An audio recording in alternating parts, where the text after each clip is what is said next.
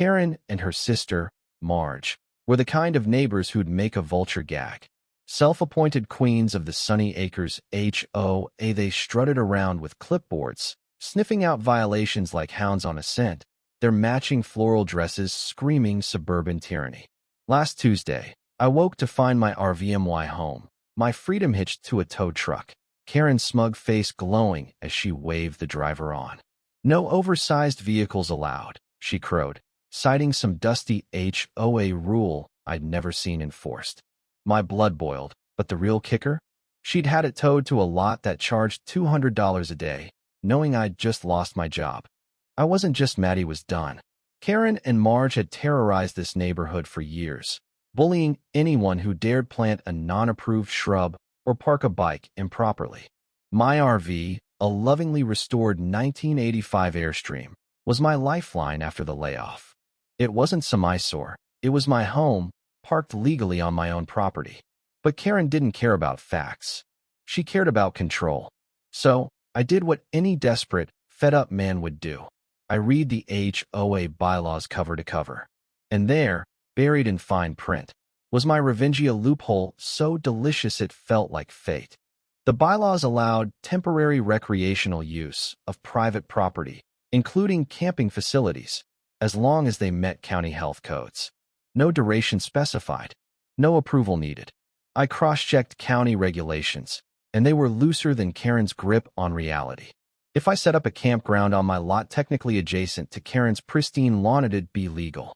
Better yet, I could make it a community affair. By Wednesday night, I had a plan, Sunny Acres' first ever legal campground, right in Karen's line of sight. I started small but loud. I borrowed a megaphone from my buddy Jake, a former high school coach, and announced the Sunny Acres Freedom Campout to the neighborhood. I printed flyers, citing the exact bylaw, and invited everyone to join. I set up my RV, now retrieved after maxing out my credit card, on my front lawn.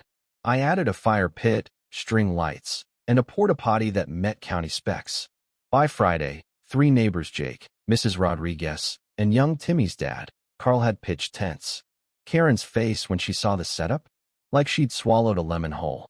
She stormed over, Marge trailing like a loyal lapdog. "This is an outrage!" Karen shrieked, her jowls quivering. "You can't turn this neighborhood into a trailer park." I held up the bylaws, reading the camping clause aloud, my voice calm but sharp. "It's legal, Karen.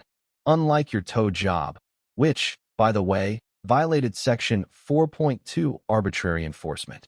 Her eyes bulged. Marge sputtered, "We'll sue." I smiled. "Go ahead.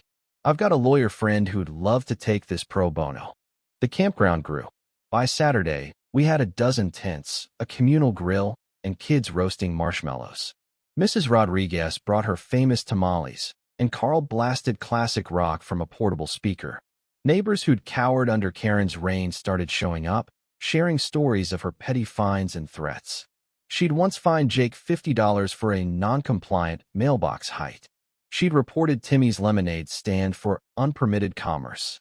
The anger was palpable, but so was the joy. For once, Sunny Acres felt like a community, not a dictatorship. Karen didn't back down. She called the county, the sheriff, even the local news, claiming we were vagrants ruining property values. The sheriff, a grizzled guy named Tom, showed up, took one look at my permits, and shrugged. "Looks legal to me," he said, grabbing a tamale before leaving. The news crew, sensing drama, filmed Karen's meltdown as she ranted about hippie squatters. The segment aired that night, and by Sunday, we had campers from neighboring towns joining in, drawn by the viral clip of Karen's red-faced tirade. I thought we'd won. But Karen was a hydra cut off one head, and another grew back nastier.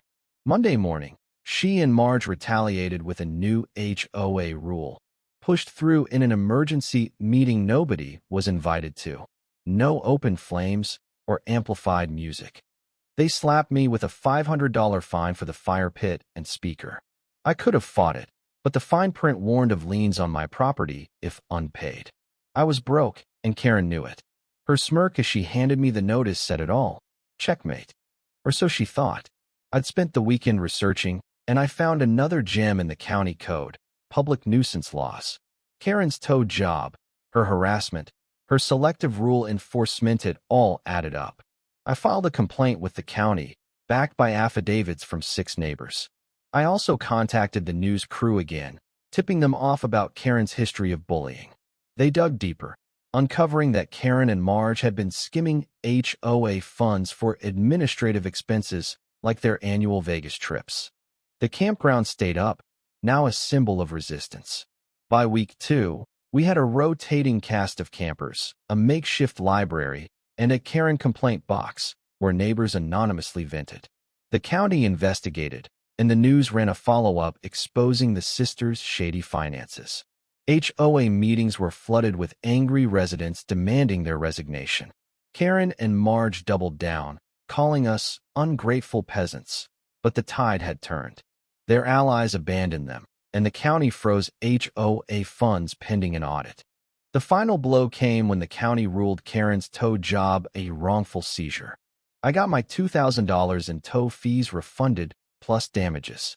I used the money to host a massive campout finale, complete with a bounce house and a local band and amplified, to dodge Karen's rule.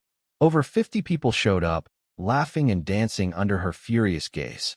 She stood on her porch, arms crossed, her lawn pristine but her power shattered. The next day, a for sale sign went up on her property. Word was, she and Marge were moving to a condo in Florida, tails between their legs. As the campground dismantled, I looked at my RV, battered but unbroken, and felt something new: pride. Not just in outsmarting Karen, but in what we built, a neighborhood that fought back. Karen thought she could bully us into submission, but she forgot one thing. People pushed too far don't just break, they build something better. Sunny Acres wasn't hers anymore. It was ours. The end.